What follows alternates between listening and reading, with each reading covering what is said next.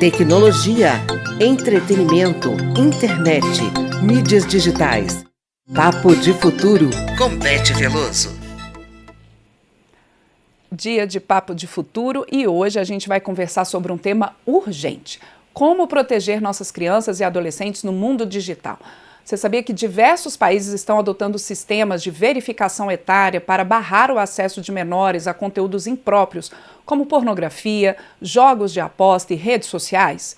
E que o Brasil pode estar prestes a dar um passo decisivo nesse sentido com um projeto de lei que está em discussão aqui na Câmara dos Deputados, que é o projeto 2628 de 2022. Bom, esse é o tema do Papo de Futuro de hoje, por isso que a Beth Veloso, titular da coluna, especialista em regulação da comunicação e tecnologia, consultora legislativa da Câmara dos Deputados, já está com a gente nos estúdios da rádio e da TV Câmara. Olá, Beth, muito bom dia. Um prazer ter sempre você aqui com a gente no Papo de Futuro. Olá, Ana Raquel, é um prazer estar aqui falando de um tema favorito, né? Que é a proteção de crianças e adolescentes, que está super na pauta, inclusive da Câmara. Olha, recentemente a Holanda sediou um grande evento internacional que trata realmente da proteção de crianças e adolescentes na internet, Ana Raquel. Foi o segundo Global Summit of Age Verification, ou seja, um evento sobre verificação etária. E o tema é super importante porque ele abrange um conjunto de ferramentas, Ana Raquel, que vai assegurar que usuários da internet de certa idade não tenham acesso a conteúdos impróprios ou a ambientes que estejam sujeitos a riscos ou danos. Então, atualmente, muitos sites e aplicativos oferecem produtos, serviços que são totalmente inadequados e que limitam-se a solicitar para esse usuário, que pode ser menor de idade, uma simples autodeclaração de idade, que é um mecanismo, vamos admitir, totalmente insuficiente para garantir a proteção desses indivíduos. E quem estava nesse evento da Holanda? Havia lá uma delegação brasileira. Esse painel que foi apresentado por brasileiros, com gente do governo, gente de ONGs, foi bastante elogiado. Por exemplo, no projeto que a gente aprovou recentemente aqui, se tornou lei no começo desse ano, de proibição dos celulares nas escolas. E também as discussões que a gente tem levado a cabo, com toda a ajuda da sociedade civil, sobre regulação da internet, sobre tecnologia infantil, sobre publicidade infantil, que é um outro fronte super importante que a gente precisa enfrentar. Então, para trazer, esmiuçar, detalhar mais esse tema, eu trouxe a Catarina Fugulin.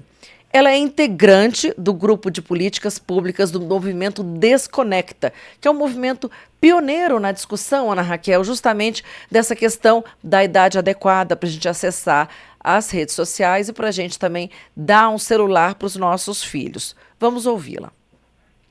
Lá foram discutidas as formas de verificação etária para as redes sociais e para sites que têm conteúdos impróprios, como pornografia, venda de bebidas alcoólicas, apostas, entre outros, e a aceitação dos países em relação a essa forma de segurança para a criança e para o adolescente.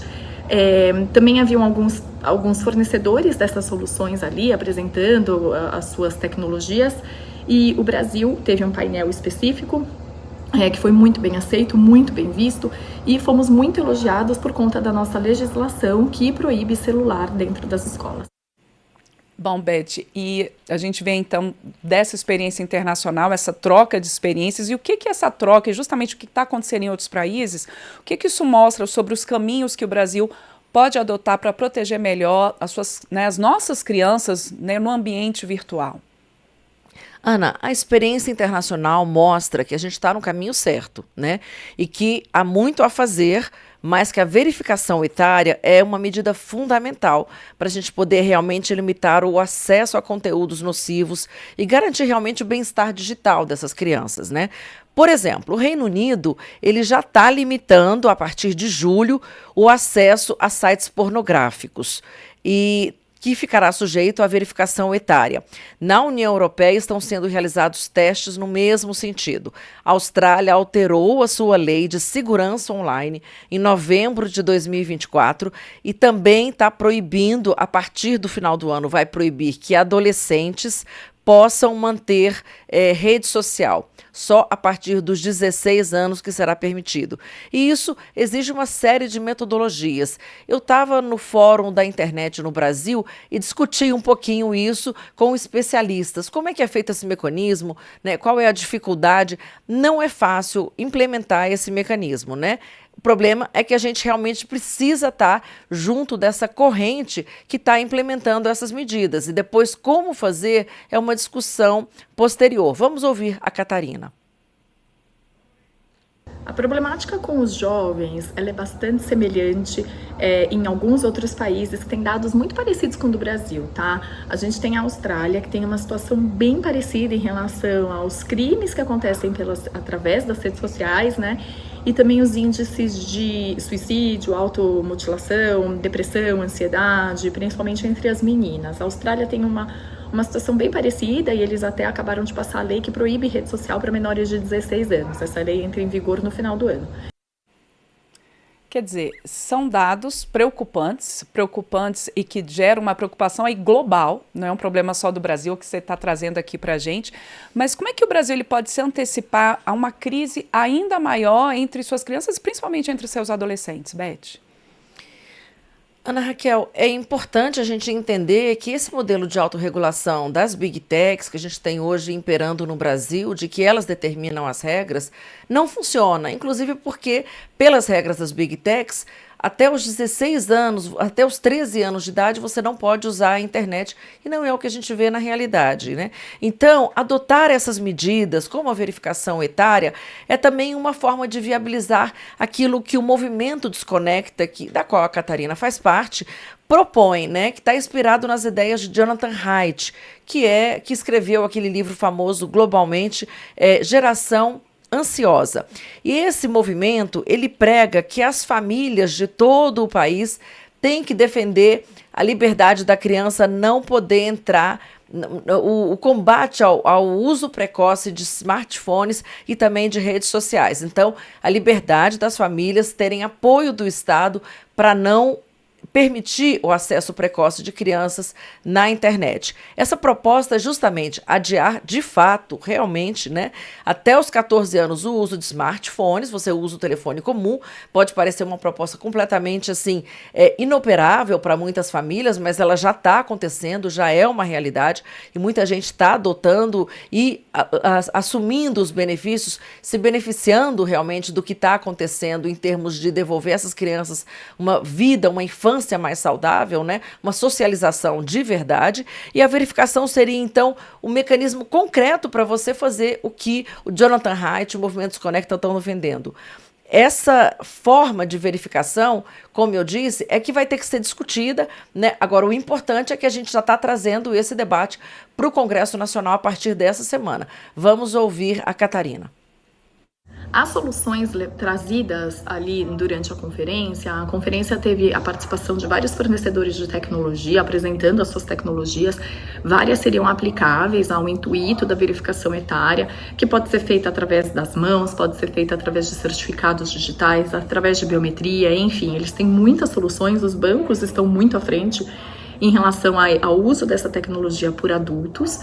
O Brasil, ele tem tecnologia para isso, ele tem soluções, inclusive respaldadas já pelo governo. Então, a saída será, muito provavelmente, fazer a verificação etária para uso de redes sociais e outras plataformas com conteúdo impróprio por crianças e adolescentes, principalmente depois da aprovação da lei, do projeto de lei 2628 de 22, que hoje está em trâmite no Congresso, sob a relatoria do deputado Jadiel, e que a gente espera que seja votado ainda nesse ano para que as crianças e os jovens possam gozar dessa proteção a partir do ano que vem.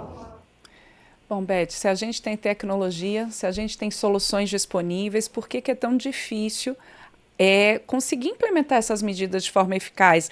Né? A Catarina citou aí o projeto 2628 de 2022. Esse pode ser um pontapé inicial? Acredito que sim, Ana Raquel. Acredito que o PL 2628... ele estabelece medidas para garantir que os menores realmente não estejam expostos a esses conteúdos inadequados, né? A vantagem é que ele já foi aprovado no Senado Federal ela vai ser debatido amanhã, nesta quarta-feira, aqui na Câmara dos Deputados, com pessoas que são muito experientes nesse tema, como, por exemplo, a juíza Vanessa Cavalieri, que é da Vara de Penal do Rio de Janeiro, da Infância e da Juventude no Rio de Janeiro. E a ideia é muito simples, né, que realmente a criança não possa entrar, né, num site onde você possa comprar uma bebida alcoólica, ou você não possa fazer uma aposta, ou você não possa acessar uma pornografia sem absolutamente nenhum filtro, que é o que acontece hoje. Então, por que é necessário a gente ter um marco legal tão claro, né? Porque a política pública ela é essencial, ainda mais quando a gente tem mais de 200 milhões de pessoas acessando as redes sociais, utilizando a internet, que é um meio de comunicação de massa central, vital nos dias atuais. Então, é preciso que a lei tenha exigências adequadas. Por exemplo, que as plataformas elas venham configuradas com ferramentas para proteção desde o início, o que a gente chama de default, por padrão. Ou seja, não apenas uma opção. Então, você já tem que ter ali uma verificação desde cara e não simplesmente você fazer uma autodeclaração. Isso não é admissível, é o que a gente chama de proteção by design.